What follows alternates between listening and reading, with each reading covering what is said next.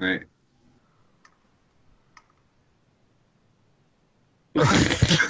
What?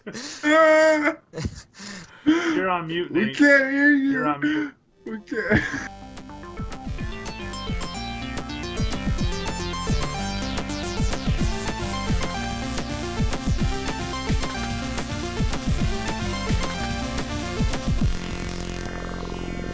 What's up, everybody? Comically Gaming, episode 131. Thank you so much for joining us. We're in the dead of winter.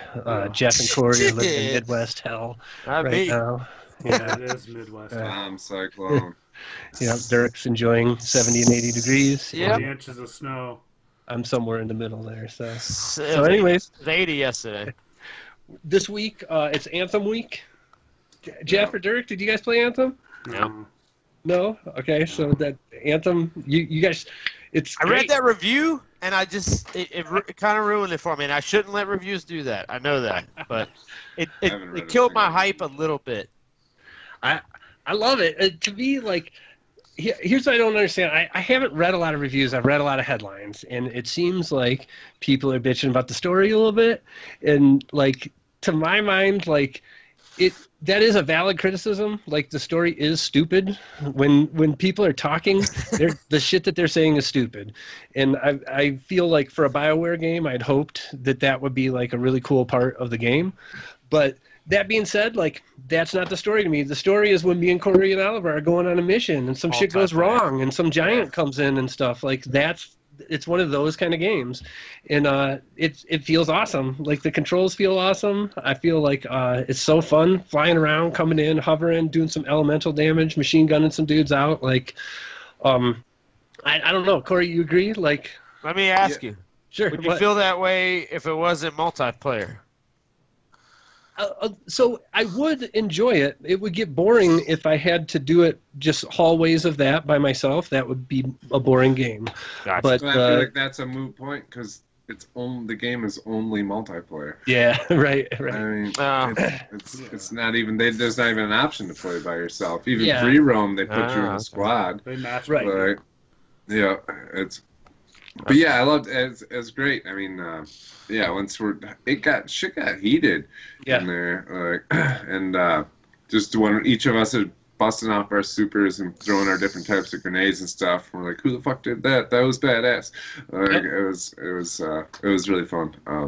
I think it's great so far. I haven't even read any of the reviews on it, but I'm having a ball with it. Yeah, to me. Sorry, go ahead, Jeff. I haven't really seen anything on Anthem. I've talked to people at work about it when I've actually made it to work, but the biggest thing I've seen with hype has been Apex Legends. Yeah. That's the one I've been Still crushing Fortnite. And so. All right. Yep. Well, I was never hyped for Anthem when they announced it at E3, and then we played the demo, and it was fun, but it wasn't for me. Yeah, I suck at sniping, so. I just run in with machine guns. I don't snipe at all. And to me, like, those are the games I like. It's like what Destiny was when it was new. Like, just games, even like Halo was the first game that I feel like me and Corey played where there's aliens invading the planet we're on, and I can look at my brother and be like, dude, behind you, and he can look over and be like, man, up on that ridge and stuff. Like, like, action stuff with my friends, I just love it. To me, like, there's nothing more fun than that. Or you're like, oh shit, I'm in trouble, help me out, and you're like, where the fuck are you? Oh, there you are, I'll be right there. To me, like, it's like the other type of games I like are story games, right? Where I'm playing through somebody's scripted story to me. But like, even in that, like, I appreciate those games, like, their art. But these games are way more fun to me. Like, I just love them. The original Division, Destiny for a long time, and now this, like, it's just my favorite type of game. So I can't say enough good stuff about it. I'll blast through the rest of my week.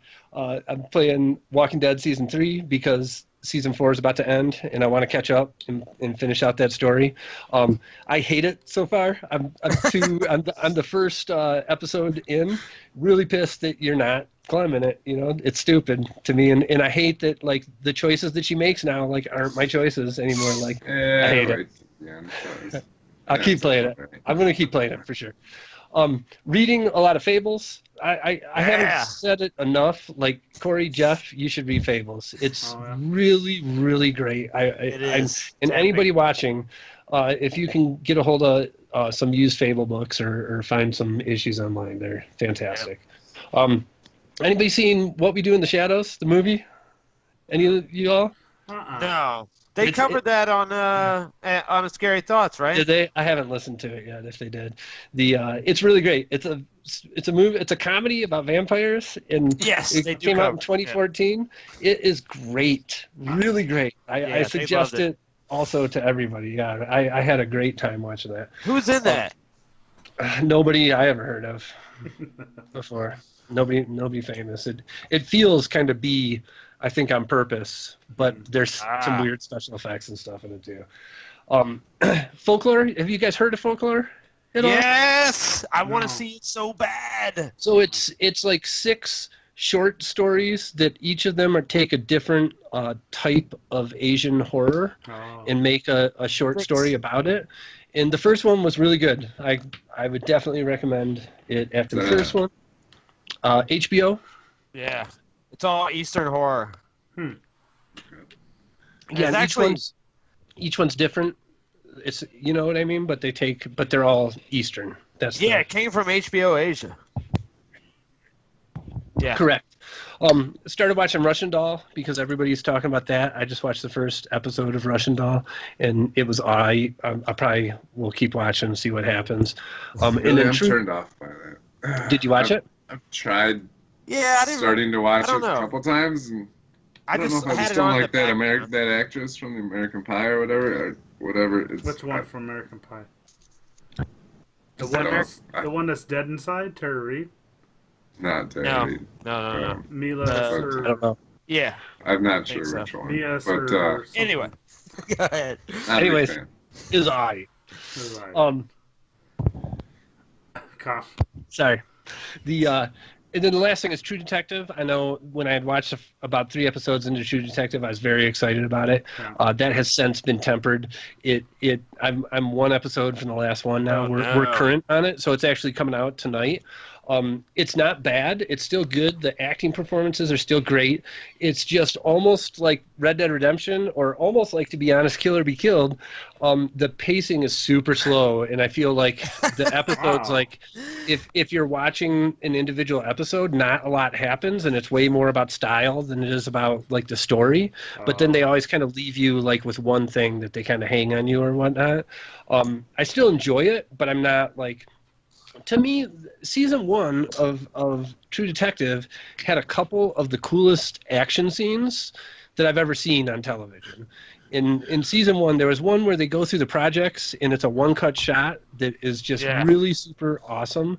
And then the other one, when they're fighting, when they're having a shootout with the guys in the country, and they're narrating it, how they explain it to their superiors, but you watch what, like, the shady shit that they're doing in the gunfight in real time. Like, those 2 things like made True Detective for me. Yeah. And this has nothing like that. Nothing like that. There's no Cary Fukunaga, that's why. Right. He left after season 1. Right. Yeah, that must be it. But it's missing that. I would love if they would have had a thing or 2 like that in there. So that was my week. Corey, how was your week? It was decent. Been playing more Far Cry. I'm at the druggy zone, which is the final zone that I went to. Yeah. So there's 3 zones in the game. Spoiler alert. I'm on the 3rd zone, and I'm almost through it. Oh, so you went to Faith on your... Wow, okay. Yeah. But I really like it. I do kind of agree with my buddy at work at this point, which I've been fighting about him with it this whole time, but now I'm kind of agreeing with him, is the way that it's split up. The story's just not very compelling, and it almost doesn't make sense at this point. Like, it's well, I'll just say the main villain doesn't get a lot of spotlight, and he should have killed me by now. He's had plenty of opportunities. Joseph? Yeah, for sure. But But you're the Negan of Far Cry. Yeah. But just wait. But I'm not shit talking. I'm really having a good time playing. I probably played 8 hours today, but it's wow. It's awesome. Well, when you finish it, you got to start up New Dawn. Yeah, I know. I almost want to, and I haven't been playing expansions lately because there's so many games I want to play. But I'm really enjoying it. The other big game I've been playing this week is Undertale. Really? Yeah. I started it the other night. Yeah, because since the Direct, they announced the sequel to Undertale. Yeah. And that announcement was awesome. Yeah, and I've heard a lot of good things about Undertale, and I've never played it. So I decided to pick it up. It's like $10 right now. It's on sale in every store, and I'm digging it for sure. I really like it. It's weird. That's crazy. Have you played it, Nate? I got like an hour and a half in, and I couldn't do it anymore. I just couldn't do it. Yeah, really? I'm like 5 hours in, and I'm hooked on it. It's got a nice life tone to it. That's why. The fights were just too long and boring. Like, I did not have a fun time with. I know, but I'm just saying, like that part of it was not fun to me. You have to buy into that game to an extent. Nah, you just got to keep playing and build your relationships with the monsters and stuff. And I don't know. It's not only did I stop playing it, but I forgot what I had played right after I stopped. I was like, I couldn't even recall details about the game that I just played. Oh, I recall almost every detail, and I really like it. Lots of people. You guys are in the minority. Yeah, yes. No, we're in the vast minority. Yeah. No, it's great. I agree. And, I really like it. And I will say it's great on the Switch. It's not... When I sit down at my TV on my day off, I turn on Far Cry. But when I'm laying in bed or I'm in my Uber or whatever, Undertale is dope. It's a cool... I'd rather play that than stare at my phone or whatever, and then I get kind of sucked into it when I'm doing it. So I think Switch is a good platform for it for sure. So really like that. The other Switch game I played this week is I got our D&D group turned in. Did I talk about Ultimate Chicken Horse last week? No. So I've talked about party games it's party game night now instead of D&D night, and the new game is Ultimate Chicken Horse, and it's a party game. It's 4 players, local, and it's really fun. It's the game begins with a blank map with a start and an ending, and they give everyone there's like 5 rounds, and at the beginning of each round, they throw up a board of like 10 obstacles, and everybody gets to pick one, and then the goal is to make it too hard for anyone to get to the end of the map by using the obstacles. But you still want to be able to get to it, because if nobody can get to it, nobody scores. So you want to make it as difficult as possible. What is that? It's called Ultimate Chicken Horse. What's it on? It's on Switch, and it's on PC. It's probably on everything, would be my guess. But really fun. I would recommend it if you have a group of 4 people that play locally, which no one does nowadays, and I'm really thankful that I do. But it's a good game, and that was my week. Nice. Dirk, you're up. I watched Solo last night. Yeah. And big reveal. I dug it. Did you? I can't believe I liked it, but I did. Well, you were having a rough time getting through the first part of it. Yes, and I still hate that initial. And this is why I figured it out by the end. I was recording notes like furiously and mentioning to Vanessa. I was like, you know what? The most terrible part about this movie is the interaction between Han and Khaleesi. They have zero chemistry. It is awful. I mean, it is just like glaringly bad. Sure. They have trouble carrying the dialogue when they're talking back and forth to each other. the other drawback for me was the guy is not a bad actor per se, Woody but Harrelson? no, I love Woody Harrelson in it, but the guy that plays Han, yeah. He didn't feel like Han Solo to me, and it's not just because it wasn't Harrison Ford. He didn't have charisma to me, at least. I didn't feel that like sort of boyish charm that Han. He didn't have that smuggler charm, that swagger. Yeah, it was almost like it was trying too hard a little bit. Yeah, it was weird. That being said, go ahead. I thought it was like I couldn't think of him as Han either. Like, I liked it, and I thought of it as a Star Wars movie. Yes. But even still to this day, I don't think of him as Han Solo. Right. No. Like, you know what? I almost would have separate preferred. thing. Exactly.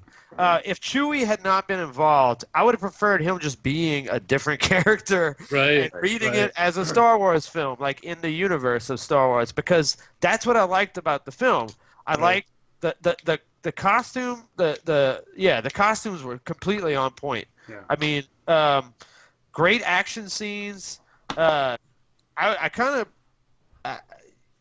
just got into it, man. Like, Glover's awesome, huh? Glover did an awesome Lando. Yes, I didn't like him initially at the really? at the what was Sabak? the table? Sabak. Yeah, initially at the Sabak table, I was like, he's trying too hard again. But by the end, he had me totally. Yeah. Once he actually had to get into the guts of the acting, the party scene was cool. I mean, I just thought it was good. I don't know why. I think what happened with that movie was timing, right? That's all I can gather is that the timing of the release was just god awful. I think it's also though too, right? It's also just why, like you say, make new stories. Yeah. Why? Yes. Why nobody was asking for you to go back and recast? Story. Yeah, right. Yeah. We right. And we talk about this in a lot of different things, but mystery is cool. Like the fact that they went the things that they kind of reference later in the timeline, like you don't have to show us every single one of those things. And, save it for our hot topic. Save it for the hot topic. Also, I just scrapped what we wanted because this didn't do well. Like, nobody asked for this. Nobody wanted a solo movie. Yeah. It didn't do well, and now they're not making a Boba Fett movie or the other stuff people are asking for. Right. So to piggyback on Nate's point, also, there were times in the movie where they described, like, they gave the origin of like a name or other things like to a T, where I was like, why? Why did you do that? Like, I don't like that was the dumbest possible thing. You're sucking all mystery out of the room and giving people exacts, and that's just not what leads to a good film. Well, and then they for diehard fans, they knew what the Kessel Run was. I mean, you think about the Kessel Run. Diehard fans that followed it and like researched it and talked knew what the Kessel Run was and why it was a big thing for him, but it wasn't that big of a thing. But all they did was visualize it. Yeah. And it looked great. And I'll wait for the hot topic because I understand where the space monster in that black hole comes from.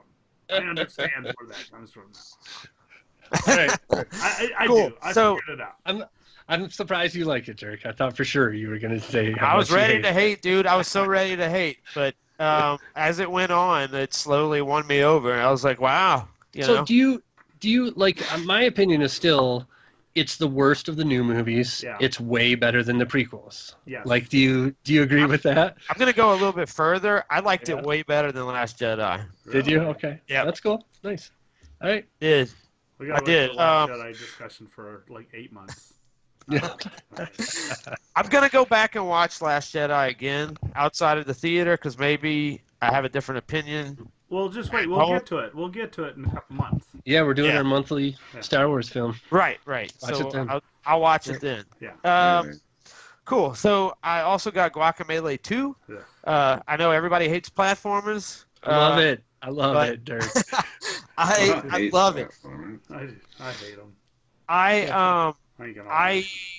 The thing is, like, I beat Guacamelee 1, and I knew I was gonna get and like too, because it's something in the formula of that game and the style that's presented in it that I just totally dig. And sure enough, I mean, it's just more of the same.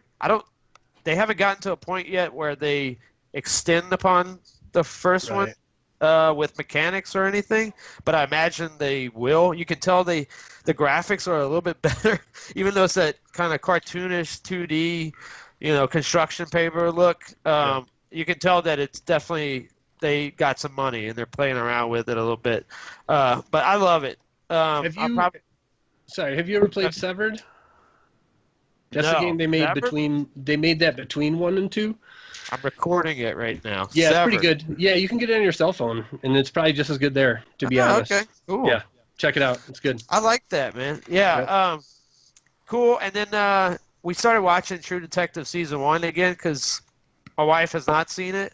And I've never watched it again, second time. So it's even better, to watch it a second time. There's a lot of details I'm picking up on that I didn't notice before, and paying attention to the philosophy aspect of it even more this time around. I think the first time I didn't, I was so shocked by the philosophical linguistics of it that I wasn't actually listening, and this time I found myself sort of paying attention to it more. And then my friend is DMing a game, completely homebrew game of in 5e called Old Orleans, and it's a one shot, so it's going to be one 4-hour session, and it's all about it's weird. It's 5e, and it's New Orleans, but it's they have Nutri-Rat bards and nice. It's all the elements of New Orleans thrown into a fantasy 5e setting. So I'll tell y'all how it is. He's got pre-made sheets and stuff, and he's throwing me ideas, and it sounds really awesome. So I think it'll be cool. It's just I think it's going to be one Friday night that we play, and that'll be it. So awesome. Yeah, I haven't played IRL in a very, very long time, so I think that'll be cool to do. Yeah. Cool. Jeff. So yeah, I've been playing a lot of Far Cry New Dawn since it came out, and like Corey was saying, where he usually doesn't play sequels or expansions, kind of like that. And I usually don't either. I've been burned on expansions because you always feel like you're rehashing just the same slog. But I'm impressed with this game. I'm having a lot of fun, and I know last week when I talked about it, I hadn't gotten to a point where it was showing the old part of the game, and you weren't getting much of the old story coming into the new story. Right. But now I've gotten to that point, and they did I think they did a great job. Nice. It's expanding the timeline out 20 years, and then you're still running into people that they reference a lot of what happened in the first game, and you start revisiting all those old places. And because I spent a fair amount of time on the side quests and actually doing them, because there's some really good tidbits and stuff going on, it's fun to walk through and see how they had to change the map to show 20 years of wear and tear and regrowth. And no, it's fun though. Yeah, that's awesome. Go ahead. Is it new companions and new weapons and new, is all of that new, or is that a lot of it the same, or new perks, or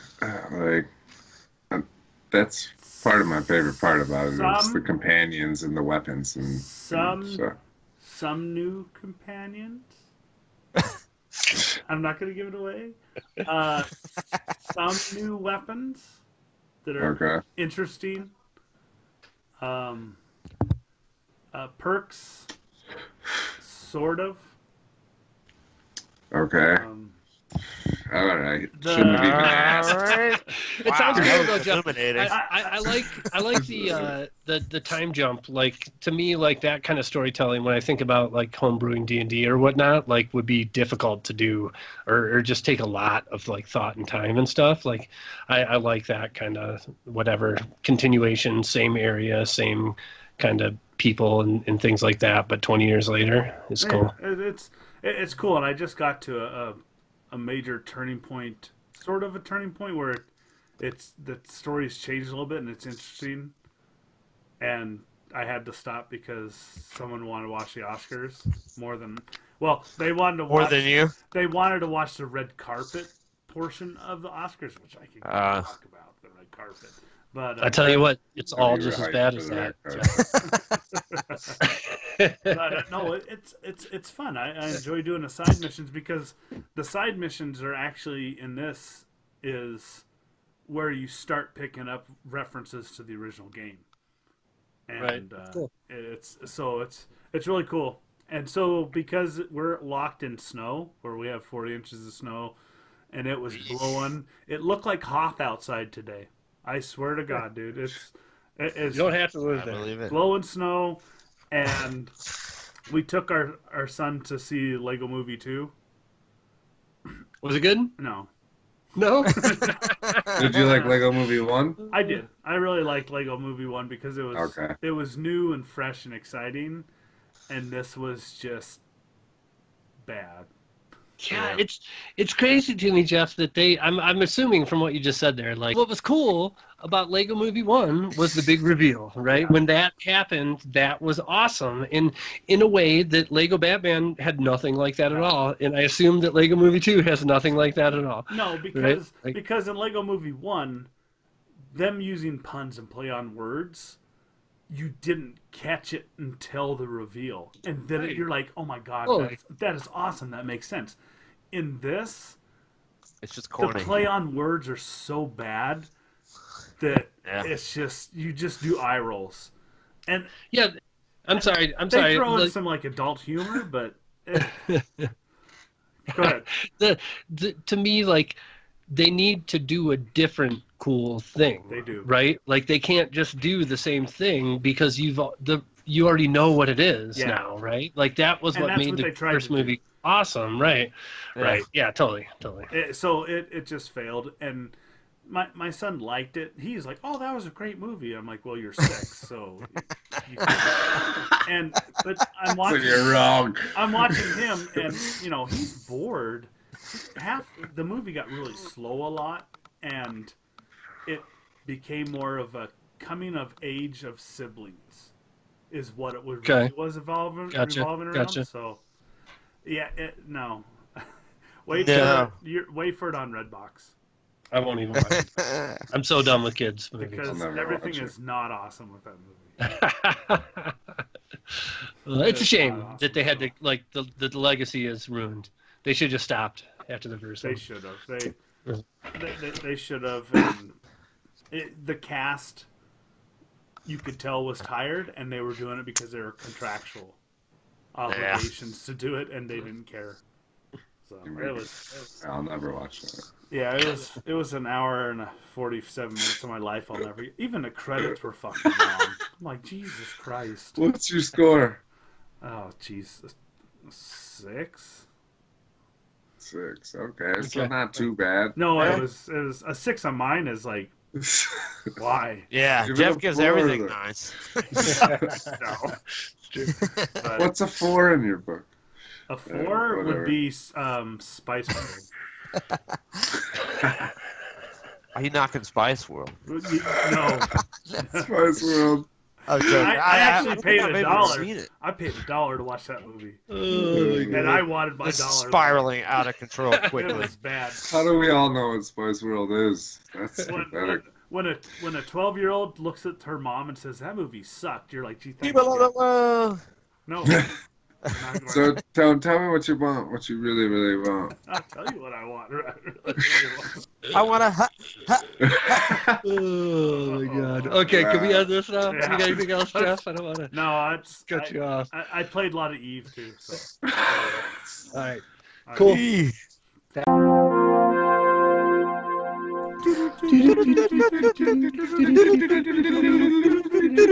Don't tell you what I want. I want the news of the week. Stop. Time for news of the week.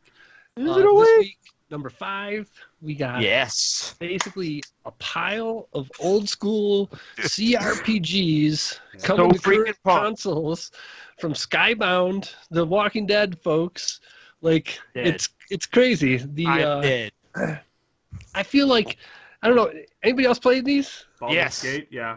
Absolutely. I played both Baldur's Gate and I played Neverwinter Nights and Planescape Torment. And I played Icewind Dale and Baldur's Gate when it came out like 15 years ago.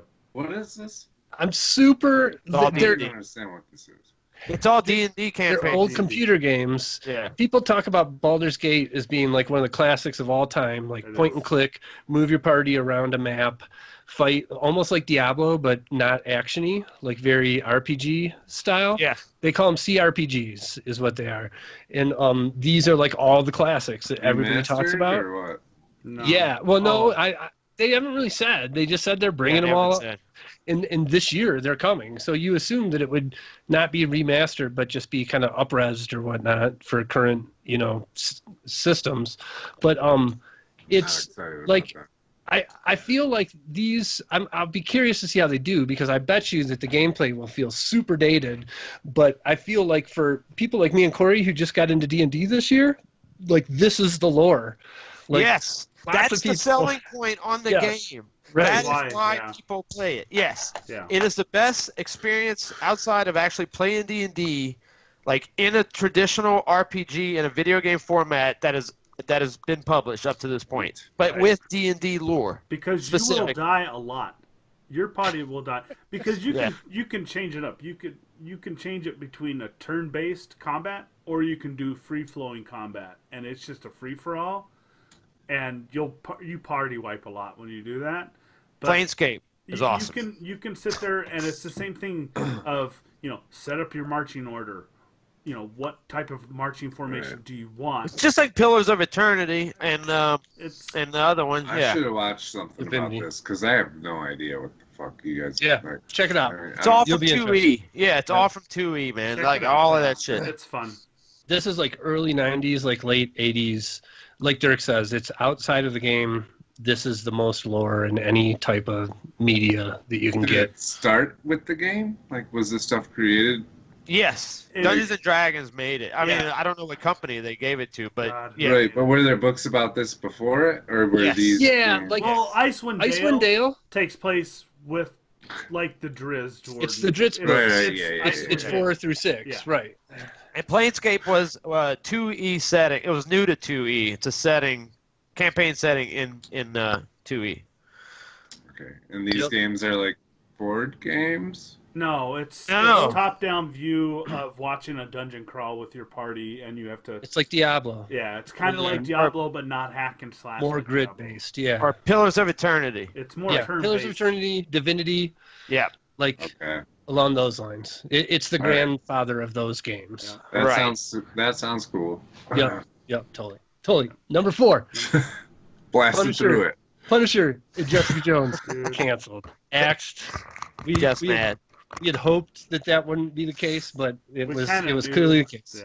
Yeah, they're right on the wall. What really sucks is it's like ripping your heart out and then putting back in and pouring lemon juice on it because season 2 of Punisher just come out and it was fucking awesome.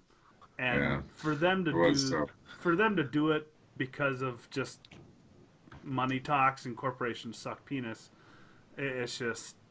And we got Jessica Jones coming at least season 3. Yeah, so it's just it was gonna happen. It just sucks. I feel like the biggest shame of this whole thing is that I bet you that the Punisher and Jessica Jones, like those current seasons, the directors probably weren't told this is your last season. No. They were probably hung up in the air about it. So I bet you the stories aren't wrapped up. Although the way Punisher season 2 ended, you could do anything with season 3. Yeah. Really? Yeah. But it won't be the same. Whatever. If they put it on Hulu, it's not going to be the same because you're gonna lose that feel, that chemistry that everyone had. The writers, the writers, the actors.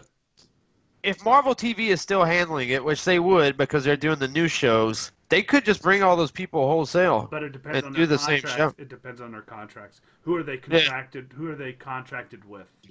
Yeah. You know. Right. Because Marvel owns the rights to the characters, but they may not contractually have anything with the production team, the writers, Jake Barenthal, and I can't remember who plays Jake Barenthal or John Barenthal? John Barenthal, sorry. Anyways, Jake Gyllenhaal. It's super lame. It ripped out Jeff's heart. It poured lemon juice inside of it, and then lit a fire in there. It's awful. Number 3, Game Pass coming to Switch via streaming. So this is the craziest shit ever. Like, they're saying what they sort of said before, and I was like, no, they're not saying that. They're saying that if you subscribe to Xbox Game Pass and you have a Switch, that you can stream all the games that are on the Game Pass on your Switch.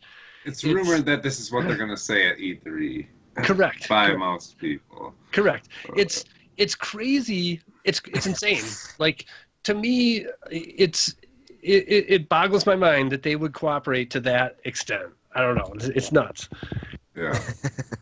How are the controls going to just... I don't know. Yeah, I don't know. I don't know. I feel like it's beneficial to both companies, though. I mean... How are they going to do the controls? So, what do you mean? There's 4 buttons. Yeah, there's 2 analog sticks. Switch is different. I don't know.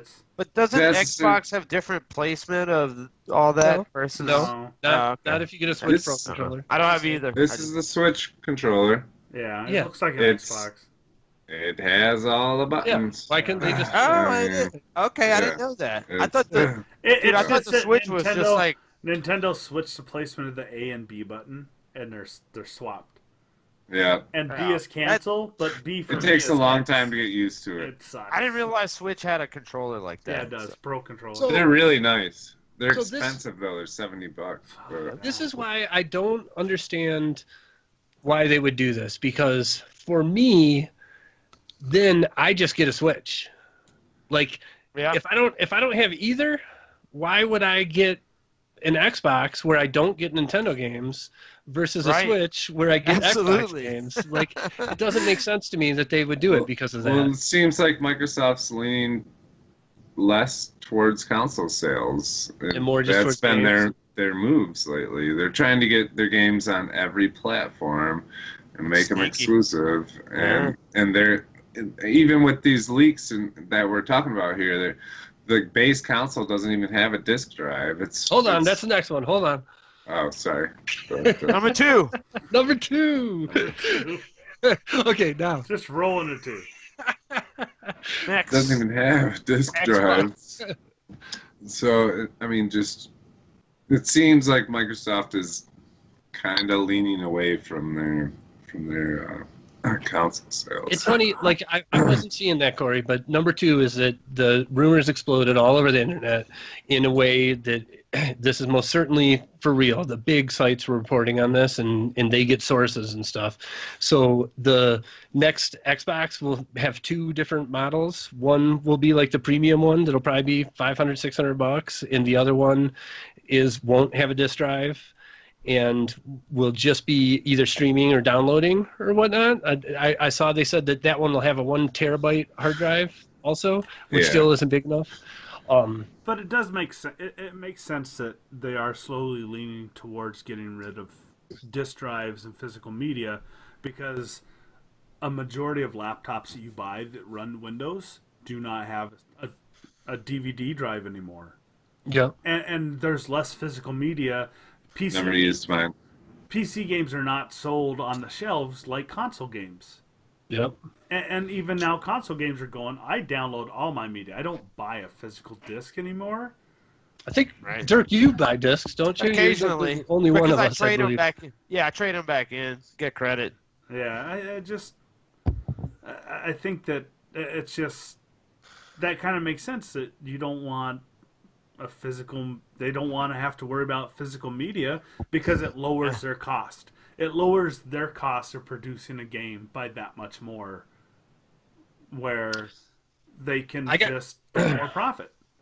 I have to say that for me, though, I don't like the whole generations are over.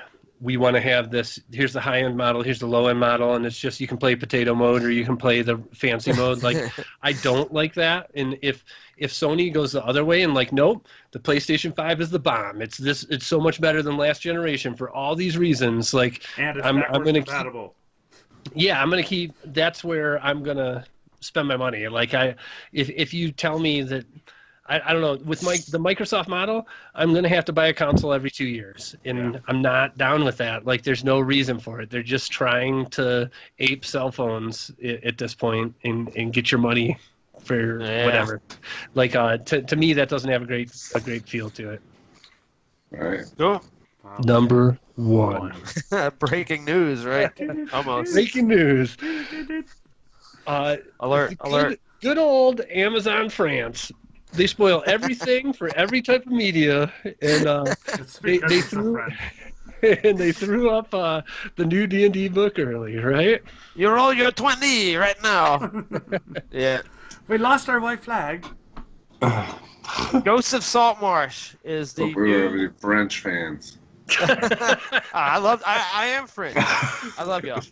I don't. Ghosts of Saltmarsh is the next adventure book, which we knew with the playtesting that we were going to have a nautical adventure. The big news for me in this is that this is Greyhawk. Yeah. Yeah, straight up Greyhawk. Yeah, I think they mentioned in the article that in Tales of the Yawning Portal that there was one or two adventures in there that were in Greyhawk, but they didn't specifically say Greyhawk, but they were farmed from Greyhawk in editions past. But Saltmarsh is very exclusively Greyhawk, so I don't know if that's coming on the heels, if the setting is going to be released after, or if they're going to do a new setting outside of that and just assume that you play in Greyhawk. I don't know. Dirk, I'm a big noob. What's Greyhawk? Greyhawk is, I don't know what sets it apart. It's a setting that was released, I think, in original D&D, right, Jeff? Do you remember? I thought it was 2E. I think it's... No, before 2E, I think original AD&D had Greyhawk. Yes, it was, yeah. So what's up with it? I think Greyhawk is a castle, but then it moved from, sort of like Ravenloft, it moved from the castle itself into, the surrounding settings. I really don't know. I played Greyhawk like a couple of times in high school. I don't know what sets it apart. It didn't feel like anything different to me. Okay. It was one of the it's a little more traditional. It was original, like, more dungeon crawl under a castle. Yeah. That it's Guy not X as like had made, just be real simple, a simple dungeon crawl, and then it's a dungeon crawl. It became a multiple level crazy dungeon crawl. Right, and they don't have like the Drow or like Forgotten Realms kind of went in a bunch of different directions with things like that, and this is more just straightforward, I think, fantasy. It is. Okay. All right. Cool. But yeah, the other thing is, I think in this adventure book, you're going to have several adventures given where you can either play them separately, or you can play them, in a succession to get you from level 1 to level 12.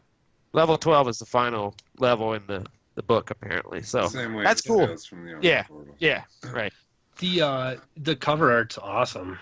Oh yeah. Yeah. It's the best of any book I think they put out in 5e, to be honest. The chief villain in it is a Sahuagin, which is like fish people. Right. No, those are sea devils. Those are sea devils. Well, Sahuagin, it's Saguine or something like that, but those are sea devils. They look like fish people. They're sea devils, and they fish people. Yeah, I'm telling you, look up a picture right now. They look like fish people. They talked about it actually in one of the episodes of Dragon Talk not too long ago, when they were talking about mental health, and they had an interview about that. About that race. I mean, I say fish people. They're basically, they look like they have the head of a fish, and they stand upright. They look like Murlocs. Like a cat girl. Right. Like a Kirby girl. No. Either similar. I'm just I'm totally stoked for this. I recently watched a bunch of videos online about the what's the Guildmaster's Guide to Ravnica, yeah. And just how much everybody's kind of digging that book and how good it is for D&D and stuff. I hope that this one has the same reception, because the setting just off the bat, just thinking about it even, sounds really fun. Like nautical, I know. Yeah, and we got water theme. I know a cleric that used to be a sailor. And I know that this is the news of the week. Pop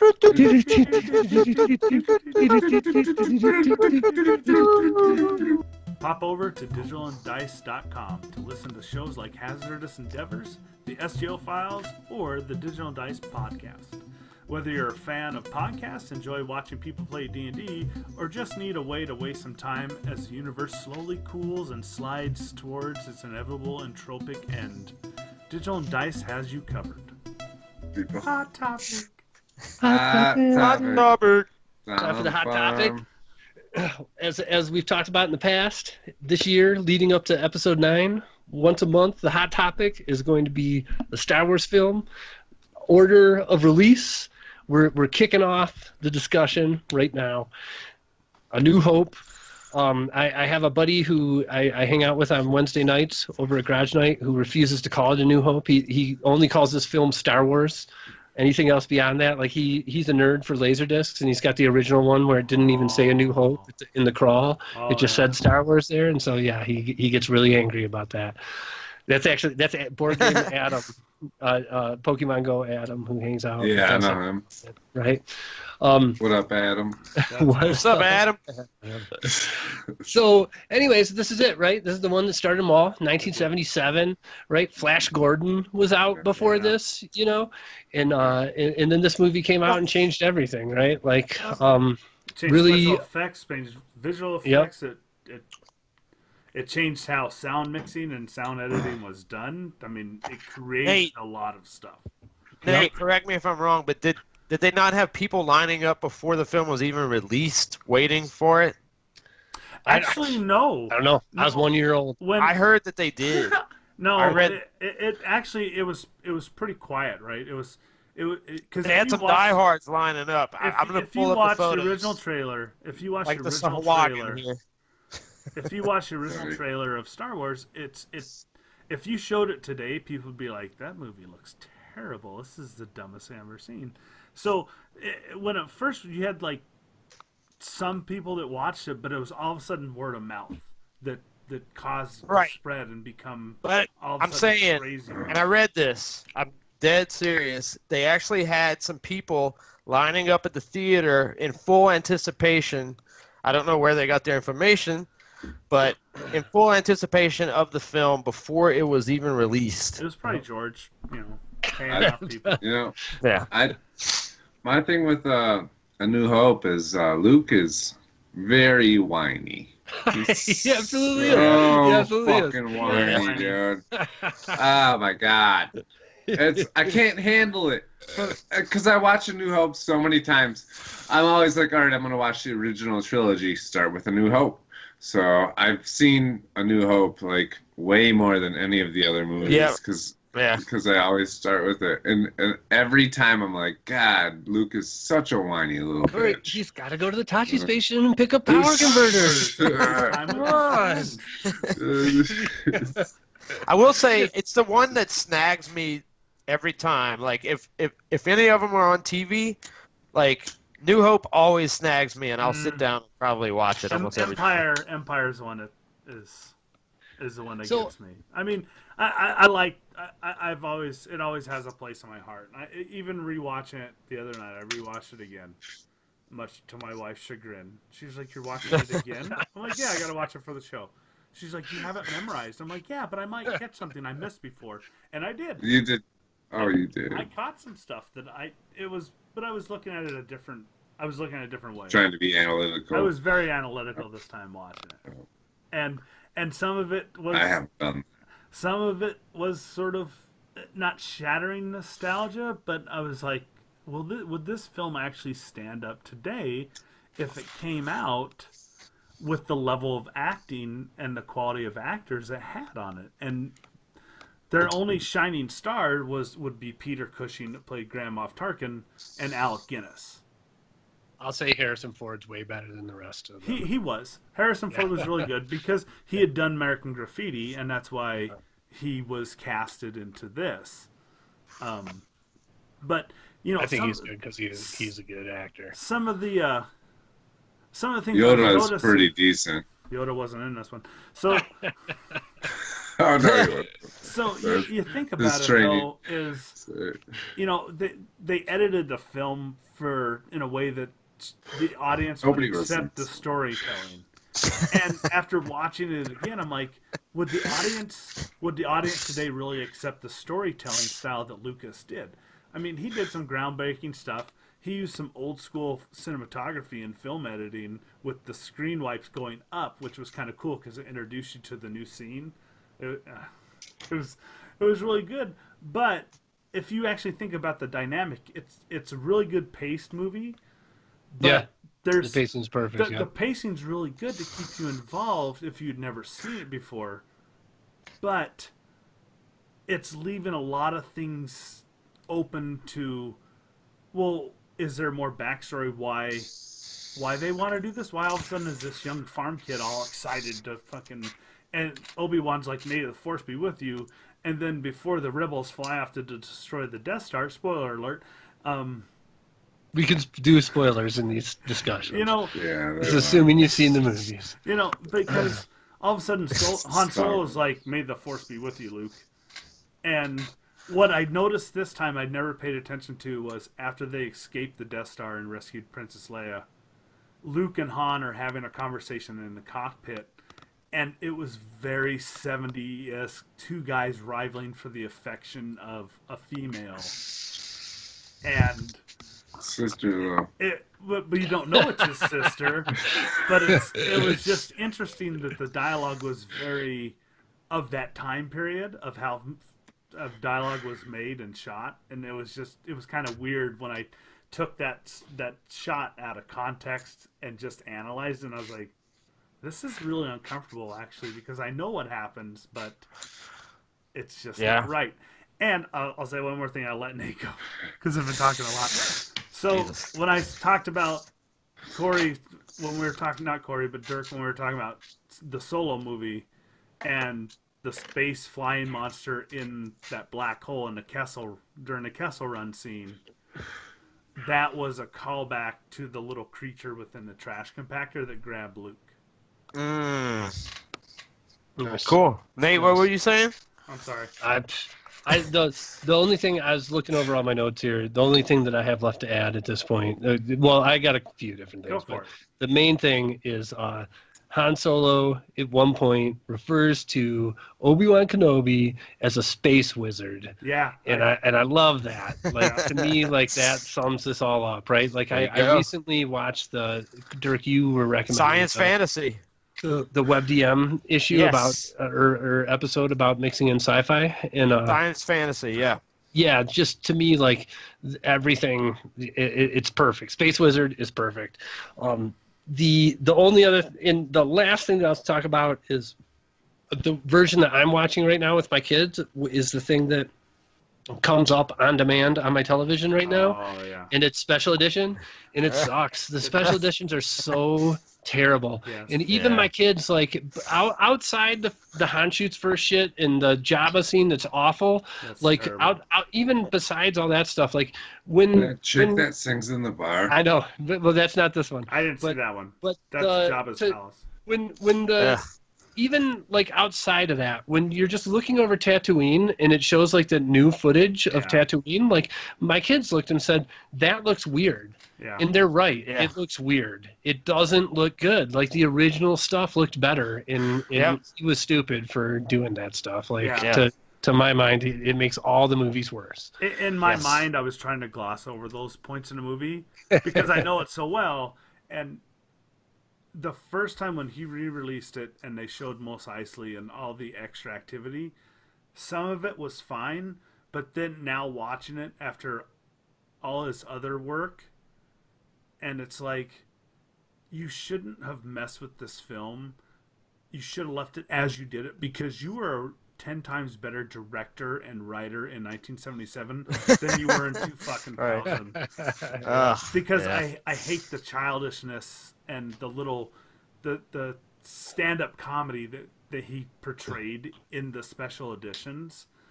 And it's just extremely arrogant on his part. Yeah, so I look forward to next month when we actually get into probably the best film and Ivan Kushner. Greatest film of all time. The greatest film. Because Ivan Kushner directed it, and it was it's an amazing film. But the last thing that I want to say about this movie is that part of me doing this is that I want to watch it with my boys because they've seen bits and pieces of these movies, but they haven't really done the whole thing all the way through from start to finish. So I want to do that before the new movie with them because they're like the perfect age for this right now. Yeah. And you should have started them with episode 1 then. No, shut up, stop it. But I dread that month. But besides that, the best thing, like I like getting their perspective for when we have these talks. And here's my kids' perspective for this movie is they watch some YouTube video where every time a TIE fighter flies by, it's got a dog head pops up and goes, "Arr!" And that's like the noise of the TIE fighter going by. And when this movie came up in the final battle, when it was going on, like every time a TIE fighter drove by, everybody in the room would go, "Arr!" Like, you couldn't stop. There was no way that I could take it seriously when all I could think of was this dog head making TIE fighter noises. So that's their perspective on. Wow. What'd they give it? 7 out of 10? They actually are both into it. It's very, very rare. If I try and get them to come watch a movie with me, that's like a fight. It's like, no, you guys, please, we never do this. Please come watch a movie with me. We'll pick something we all like. And when it came to this, they were both like, yeah, I like Star Wars, which is like, if that type of like blase like acknowledgement, like that's like okay. 12 out of 10. Yeah. Right, exactly. All right, well thanks. Next month, Empire Strikes Back. Yes. Right? Everybody get ready for that one. Rewatch it. Let's talk trash. I'll watch that one again. Do it. Corey, you have the unfucked with version on VHS. You have a month to find a VCR. You have to watch your VHS tape of Empire because you won't be tainted by the shittiness. Yes. Yeah, I got you. You will not the one I have. You will not be tainted by the shitty conversation that Lucas put in there between Vader and the Emperor. I fucking hate that rewrite with a passion. All right, save it for next month, Jeff. Yeah, I'm sorry. It's that time of the week where we get the love back. We get so much love every week. All these folks, mine's already correct. All these folks come out, subscribe to us, join the family, right? People hanging out in the stream, people doing all these nice things for us every week, and we really appreciate it. And this is our opportunity to kind of give back. We'd like to give shout-outs to everybody who subscribed to us this week. Everybody, if you're on this list, we'll put your name in the description of this video, and all these folks are currently active, right? So go hit them up. We all grow, we all rise together, right? It's a beautiful thing. This week, I got Mudpuddle72, Game Cave Reviews, and Mick With. Yeah, I got Blackbeard, Toy Time with Brady and Blake, and Kids TV Tutu. Yeah, Tutu. And don't forget Cooper Plush Movies. And then also Zolarks or Zolar. Infuse, Dezombified, and Misfit Bear. Dezombified. Yeah, Dezombified. So, everybody, what we do every week, we take all these names. We have a prestigious award that essentially is probably the greatest honor that you'll achieve in your lifetime if you win it. It's called Name of the Week. It's based on nothing about your channels, but simply about these names. And we look down the list and look for maybe the most interesting, maybe the most funny. I don't know. Sometimes just whatever suits our fancy. What do you guys got this week? Dirk, what do you got? McWiff. Corey. You're up. Jeff, how about you? I like McWiff. Well, McWiff clearly wins. I'm going to give a little bit of love to Misfit Bear. I feel like I'm a big fan of bears. They walk through my yard every now and then. So I think of the Misfit one like kind of not hanging with the rest of the crew. But McWiff, with the gold. You are the name of the week. Platinum. Yeah. The last part of the show is the Comic Book Club. This week featuring Kill or Be Killed, basically issues 1 through 4. If you have not read those yet, go read them and then come back and then enjoy the conversation that we're about to have, because it's a full spoilers conversation about those 4 books. The Comic Book Club, something we do almost every week. We pick a comic book and read it together and then discuss it afterwards, right? So we're the tastemakers out there of the industry, right? But honestly, that's the truth, because I love the books that these guys pick out, and it's always way more interesting than if I just like pick a character and go grab the book. So anyways, Kill or Be Killed number 4 is this week's. If you're not going to stick around for that conversation, we really appreciate you stopping by. This has been Comically Gaming, episode, what is it, 131? 131. Yeah. Yep. Thanks for watching. You can support us on Patreon at patreon.com/GCANDC. Any bit of anything that comes in there, we can use to make this product better for everybody out there. Yeah. Find us on Twitter at GCANDC. Join our Discord and Facebook groups. Look us up. Games, Comics, and Culture, Comically Gaming, whatever. Also, if you want one of those badass T-shirts that Nate and Jeff have on there, or stickers, or coffee mugs, or hoodies. Oh, yeah. Shout outs again to me and Corey's dad, who's sitting on our Facebook group with the mug. Full size. Yeah, looking good. Thanks, Dad. I absolutely need a mug myself, so I'm going to go to teespring.com and get one. Yeah, for sure. Just look for the store, the Games, Comics, and Culture store. And as always, we really appreciate Fred Thomas for our opening music and our great logo by C. Ryder. Thank you. Thanks for joining, everyone. Stay tuned for Kill or Be Killed. Stay tuned. Time for the Comic Book Club. This time featuring Kill or Be Killed. Woo. 1 through 4. Yeah. Right? It's the first trade that you can pick up. Volume 1. There you go. Yeah, of 4. The whole book. Yeah. Dirk, you brought this one to all of our attention. I'll let you start the discussion. Yeah.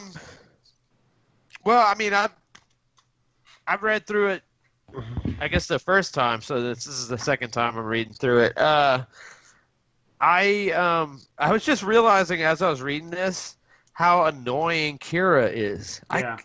God bless, man. I was like, why? What is he doing, messing around with her? I would have just like left. Yeah. Like, I would have said, fuck the roommate, fuck her especially, and get out, because nothing good comes out of that relationship. No, she's damaged good anyways. When he started talking about how she grew up, I was like, dude, that is bad juju. When she started talking crazy talk, yes, it's like, homie, you need to get the fuck out. Well, he's got his own issues too, but he doesn't. I feel like I don't know. I feel like you have a bond. They grew up with each other, right? They were friends before, and kind of just fell into it. Like, right. I feel like there's a life situation where that happens, and then you're involved. You have a relationship with somebody, and I don't know. Yeah, it's easy. It's easy for that to occur. Yes, even when they're super annoying, like she is. I know, Nate, you mentioned you had some issues with the pacing of it. No, I didn't have issues. I just feel like I actually in after sleeping on it and thinking about it a while, I actually like the pacing of it.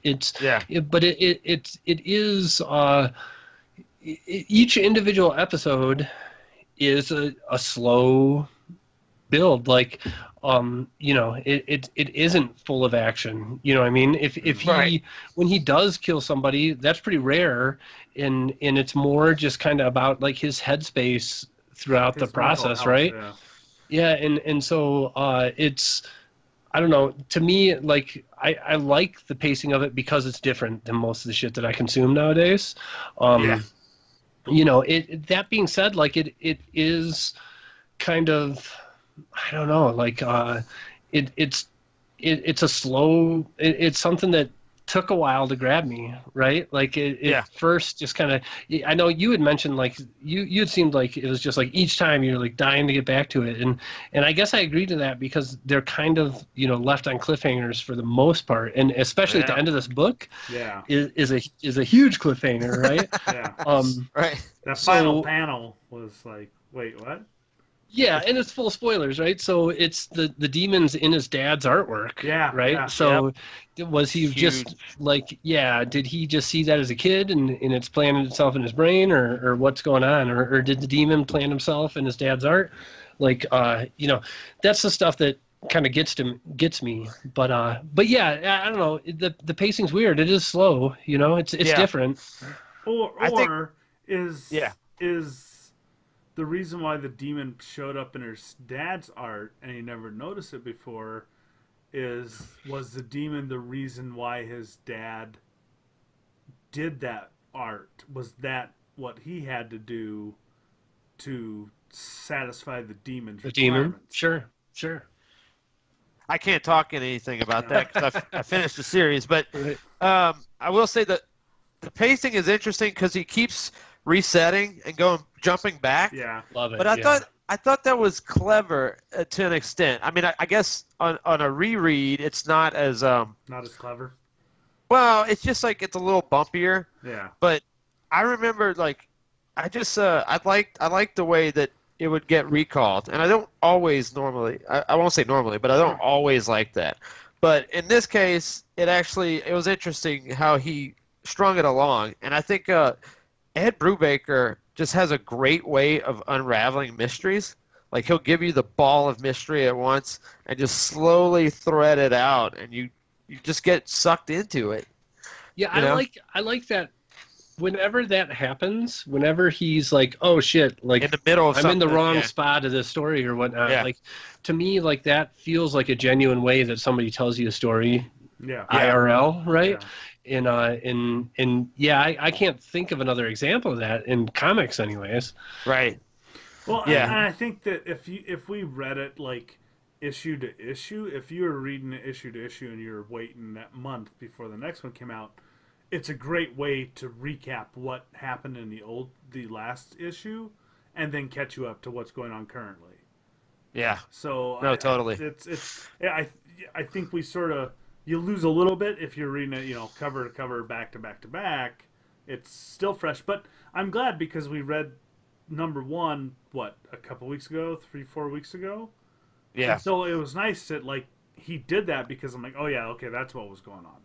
So I liked it. Yeah. Because you could read it and then walk away from it and come back to it and still not lose a lot of the nuances with the story. It still was refreshed in your mind at a palatable rate.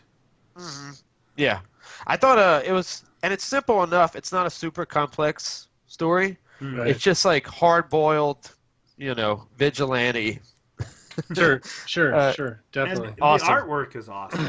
Oh man, Sean Phillips. It reminds me of the Jessica Jones style that I forgot that artist's name, but super realistic, just not real flourishy, just kind of like gritty, a realism style. I think also because like Jessica Jones, Dirk, it never sexualizes women. No. Ever. Right.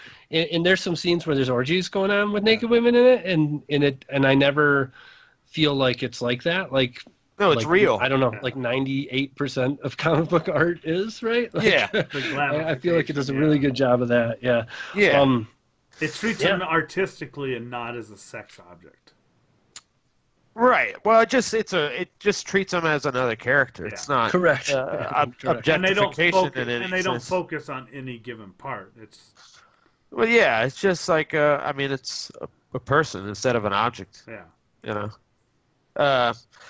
I liked it when he killed that Russian dude outside the strip club, and then the strippers attacked and beat the shit out of him. That was awesome. Man, I really want y'all to read the next 3 because it's just. Oh, it's only 3 volumes left? Yeah. Oh, I'll pick those up. It's 4 total. I'll read that. Yeah, that's easy. 4 total, yeah. And I love that. I think he had this plotted out from the very beginning, from what I understand. Like, it wasn't, there's no filler in there. It's like a tightly wound story that has a beginning and an end, you know? To me, like, the part that keeps me going is the somewhat supernatural part, right? Like the demon-ish thing, like in whether trying to decipher whether that's just in his head or a real part of the story or not. Yeah. Like, to me, if it wasn't for that, his kind of vigilante, like, I just have to kill people, like, and you can kind of tell who's bad, like that whole, like, I don't know if my personal philosophy of justice, like, really is the, I don't know, whatever the common one, but I know it's not this guy's. You know what I mean? And so the supernatural part is the part that's kind of whatever keeps me interested. Yeah. No, I'm looking forward to. They just jumped back into. I think I mentioned this before. They jumped back into Criminal, which is their series together that they're working on right now, and that's sort of self-contained stories in a larger series, but definitely the same tone. I did like Kill or Be Killed the best out of all of their works that I've read thus far. But if you like this stuff, all of their work is in that same vein. It's all dealing with crime, you know, but a really good take on it. I mean, he's almost like a straight crime writer. It's great. Sure. Yeah. But that being said, like, to me, the supernatural part of it supernatural cool. part is awesome. Yep. Yeah. So I don't know. Are the other ones like that, or are they more kind of straight crime? And that, like, even when we were talking earlier in the show about True Detective, that, like, supernatural kind of absolutely, that's I don't know, makes it. filter, makes it far more interesting to me. No, Criminal is straight crime. My Heroes Have Always Been Junkies is not even crime. It's more, I don't know. It's like a dark slice of life sort of take. Okay, interesting. But great, all different, but sort of in the same vein. Cool. Well, thanks again, Dirk. Everybody, if you haven't read this book, go out and grab it. I don't know why you're still watching now, but yeah, go grab it and come back. Yeah. I'm going to make an on-air decision that I'll give either of you the right to veto of the next comic book club featuring Fables #1. Yeah. Because I'm so fired up about Fables right now. I haven't read it in forever, dude. I will totally read that again. Jeff, you good with it? Yeah, sure. Okay. So everybody, read Fables #1 before nice. Next week even, huh? I don't think we have a spoiler topic picked out. That's up to Corey. Is it? Yeah. Okay. I'll convince him. I'll make it happen. Right. By next week, read Fables #1, everybody. Sweet. All right. See y'all Thanks, later. guys. What has this been? Comically Gaming 131. Yeah. 131. Really, if you made it to this point in this show and you're listening to us talk right now, you're like, you're awesome. Like, it's hard for us to believe that you exist out there, and you're the reason that we do this, right? And put it on YouTube, anyways. Like. And this conversation kept from editing. It didn't hit the editing floor. There you go. Exactly. Like the tape ran out. And it's the same point, Dirk, Jeff. Yeah. So glad that you still do this with me every week. Yeah. Really love it. Fun doing this, right? I love it. It's my become a Sunday fun night. us, I think so. All right. Yep. Jeez. Good night. Nice.